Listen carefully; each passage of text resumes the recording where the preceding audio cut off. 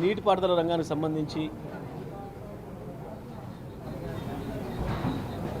ఏ నీళ్లను ఎక్కంచెల్లి ఎత్తిపోయాలి, రైతాంగానికి నీళ్ళు ఎట్లా అందించాలన్న సోయి ఈ ప్రభుత్వానికి ఏమాత్రం కనపడడం లేదు.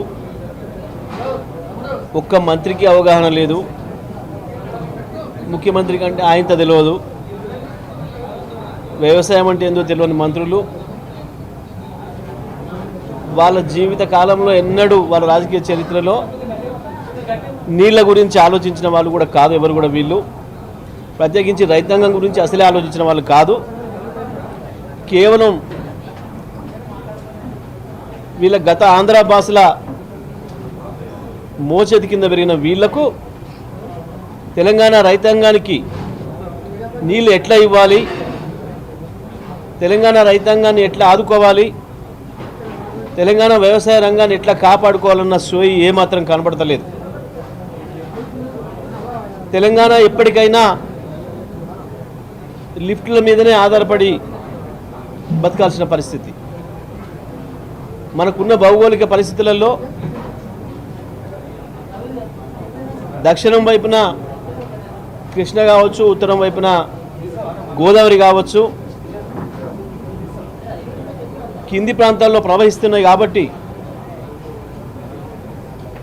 తప్పకుండా ప్రతి జిల్లాకు కూడా నీళ్లు లిఫ్ట్ ఇరిగేషన్ల ద్వారా మాత్రమే తెచ్చుకోవాలి. గతంలో ఆంధ్రప్రదేశ్ ప్రభుత్వాలకి, సమైక్యాంధ్ర పాలకులకు తెలంగాణ రైతాంగం అంటే సోయి లేదు కాబట్టి, తెలంగాణ రైతాంగాన్ని రైతులాగా చూడలేదు కాబట్టి, కృష్ణా గోదావరి నీళ్ళంటే కేవలం ఆంధ్ర కొరికే పుట్టినవి అని అనుకున్నారు కాబట్టి వాళ్ళ ఆలోచనలన్నీ అట్లే ఉండే. వాళ్ళ ప్రాజెక్టుల రూపకల్పన కూడా మొత్తం అదే పద్ధతిలో జరిగింది. వాళ్ళ మోచేతి కింద పెరిగిన వాళ్ళు కాబట్టి ఇప్పటికి కూడా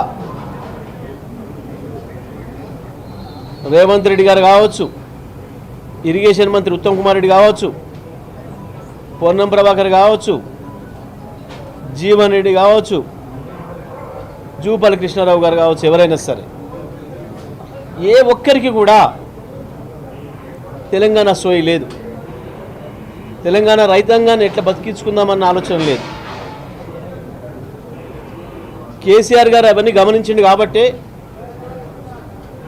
ఎక్కడైతే తెలంగాణకు నీళ్లు దొరుకుతాయో, ఎక్కడ ప్రాజెక్టు నిర్మాణం చేస్తే, ఎక్కడి నుంచి నీళ్ళని లిఫ్ట్ చేసే ప్రణాళిక చేసుకుంటే తెలంగాణ శాశ్వతంగా బ్రతుకుద్దో ఆలోచన చేసుకొని పెట్టిన పాయింటే కన్నపల్లి పంప్ హౌస్. నిన్న మేము పోయి చూసి వచ్చినాం. మేము ఒకటే మాట చెప్తా ఉన్నాం,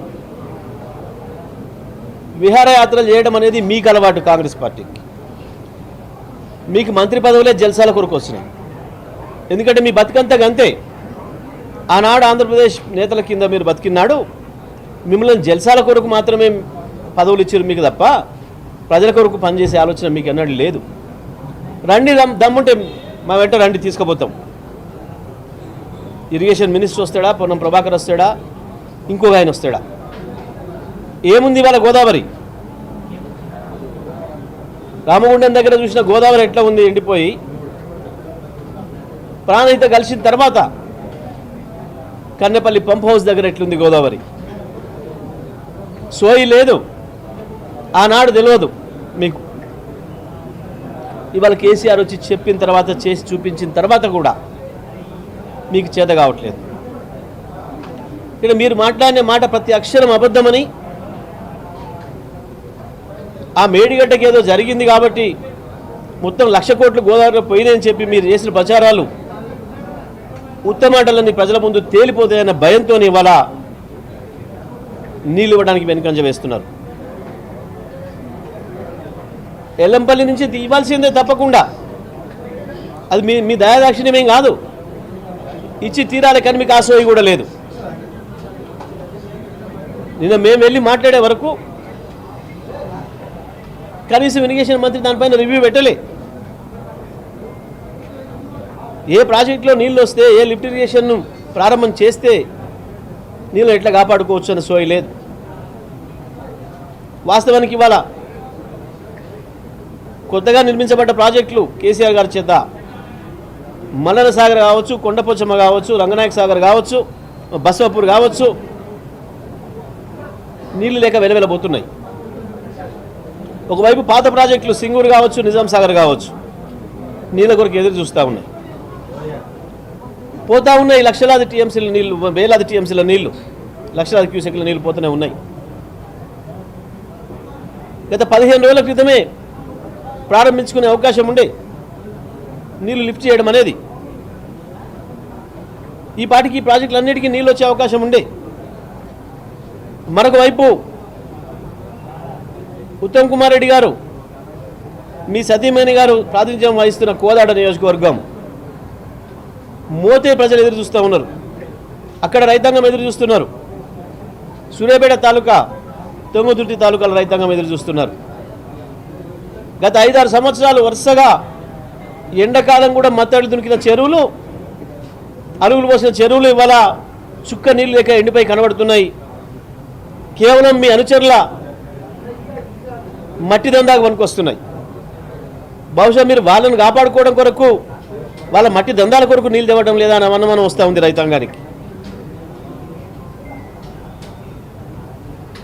మీరు కొత్తగా చేసేది ఏం లేదు. ఒక్క మాట మీరు చెప్తే అక్కడ కింద ఉన్న ఏ సబ్ ఇంజనీరో ఒక్క పంప్ ఆన్ చేస్తాడు. ఒక్క మీటర్ నొక్కడమే, అంత మించి ఏం లేదు. మీరు కష్టపడి చెమట వచ్చేది ఏం లేదు, మీరు కుస్తీలు పట్టేది ఏం లేదు. సిద్ధంగా ఉంది మొత్తం. మీరు చేసిన దుర్మార్గమైన ప్రచారం అబద్ధమనే విషయాన్ని మేము నిరూపించడం వెళ్ళి